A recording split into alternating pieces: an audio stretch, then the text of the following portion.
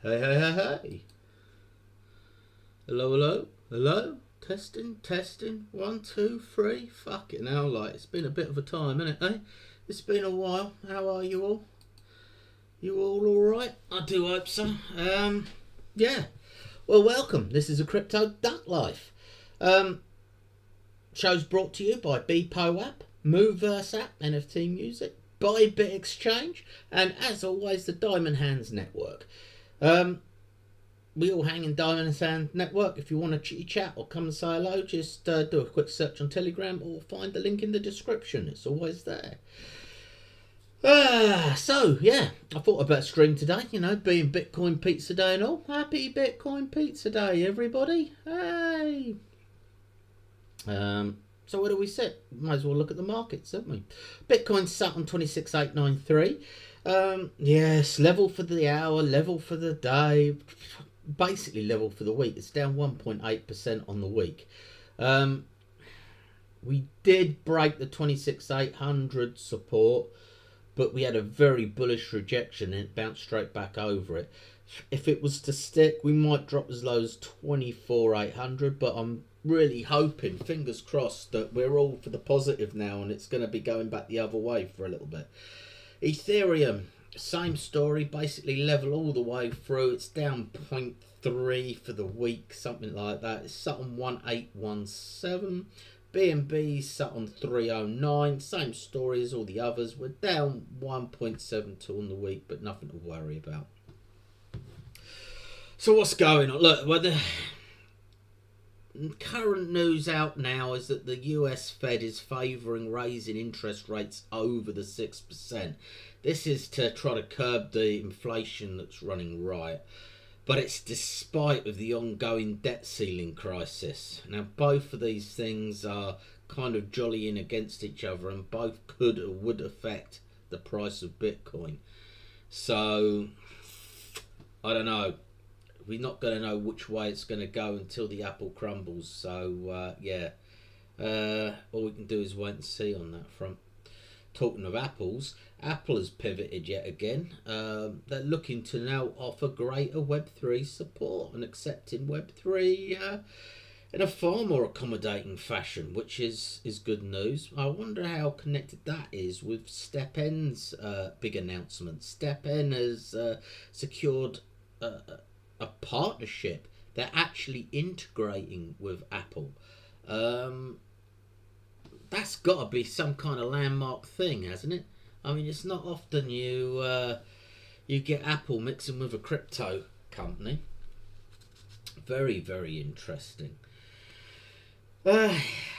Crypto exchanges on the whole have seen 1.7 billion in Bitcoin and ETH outflow over the last 30 days. I take that as quite bullish news. It's hopefully going to start turning around for us.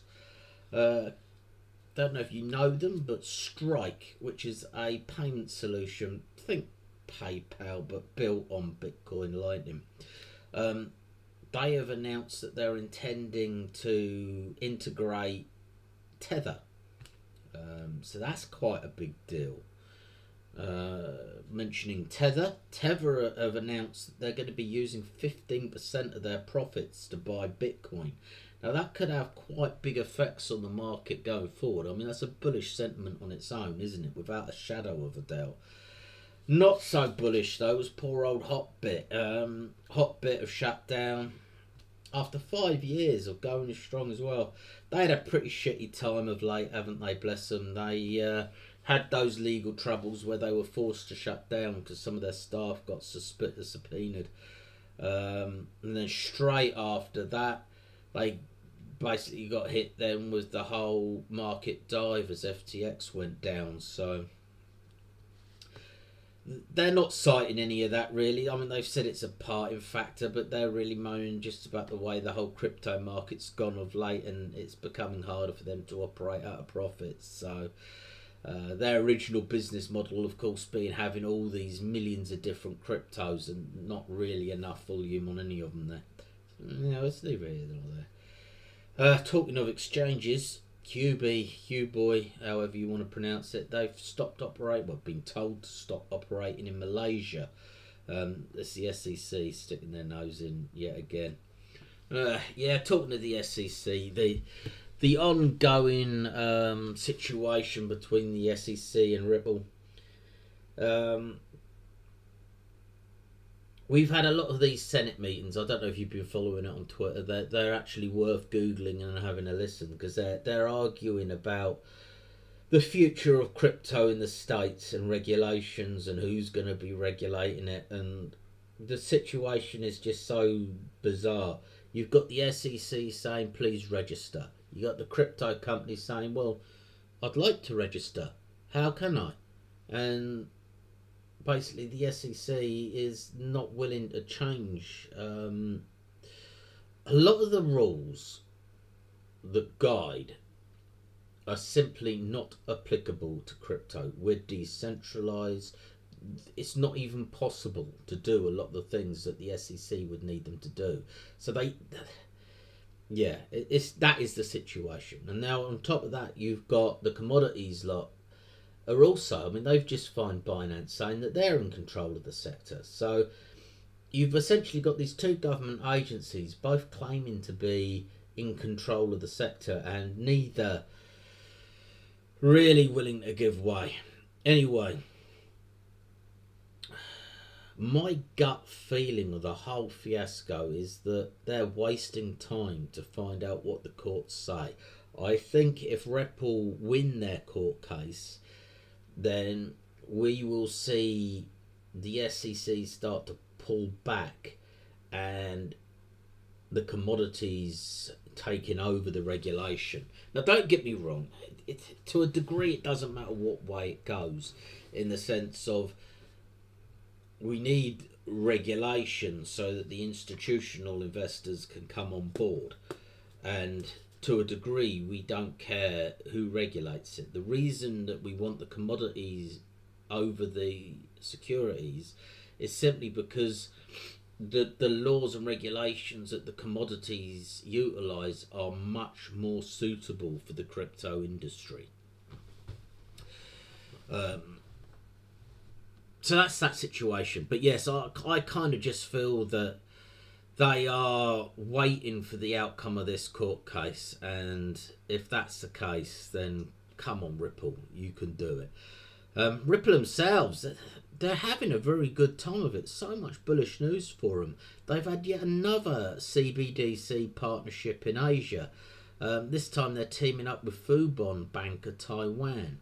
Not just for their CBDC, but also looking at doing all of their land and property registration, etc., etc. Real world asset tokenization is projected to be a multi-trillion-dollar industry by 2030. So all of these footholds that they're making at this stage are going to be very, very good in the longer term. So yeah, that's where you sit on that one. ZK Sync is continuing to grow, as basically the layer 2 wars are continuing between all of the new layer 2s on Ethereum. And the only other real big bit of news that I saw outside of the two major ones was Gala. They've partnered with PokerGo for a Web3 poker game. So yet more bullish news for Gala. So not reflected in the price yet, I would say, looking at it. It's a strange one, that. And then the main two topics I wanted to talk about. First is BEEPO app. I've been friends with the BEEPO app guys for a year now. Great guys, really nice. Their app is on the Play Store. It's not on Apple yet. We're still in betas at the minute. Very, very clean and slick app. It looks really good.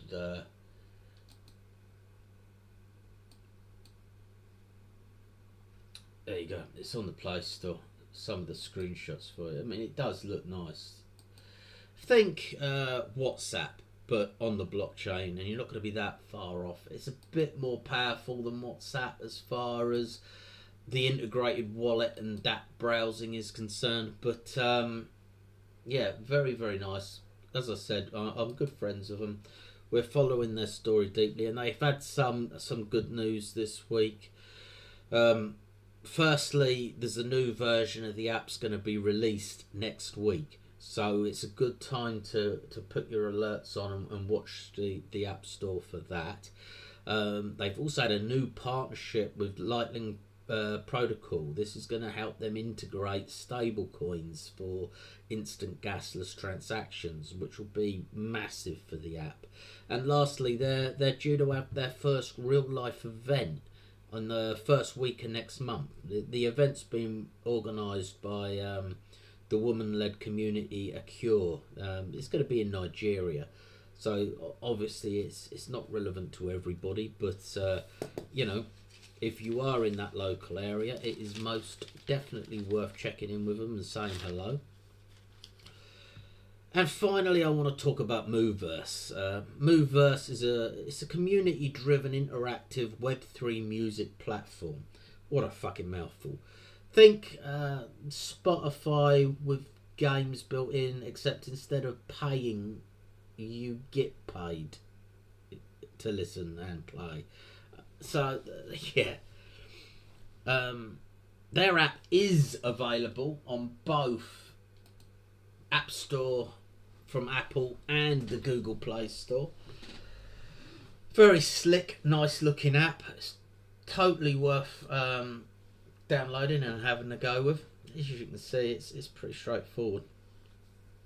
Now, they've integrated lots of little things like headphone NFTs that let you earn more while you listen. There's built-in games. It's a nice little app. Anyway, MUVERSE. They've had their new version out. It was released on the 16th of May.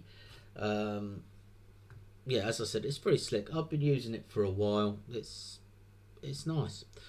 Not quite as featureful as I would like, but going on as they add new features and stuff, it's going to get very, very good and interesting indeed. And I'll be doing you know, a few more videos of how-tos as I dig into the app anyway. Now, MUVERSE is starting its Asia tour on the 24th of May, in just 2 days' time.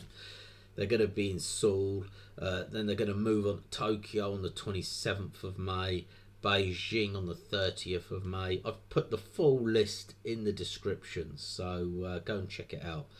Again, if you're over Asia's way and you want to go and say hello, please do so. Make sure you tell them that you come because you heard this. It's all good for me, you know.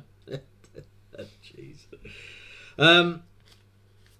Anyway, I'm going to be following their tour. I'm going to be giving you all the news and updates as we go, and we will be releasing, as I said, videos over the coming weeks going in and on all about their stuff. And that's basically it. I just wanted to catch up, say hello. I know it's been a while. I've not forgotten you all. Yeah, I will be doing a few more videos over the next few weeks and days, so make sure you join me. Thank you very, very much. It's great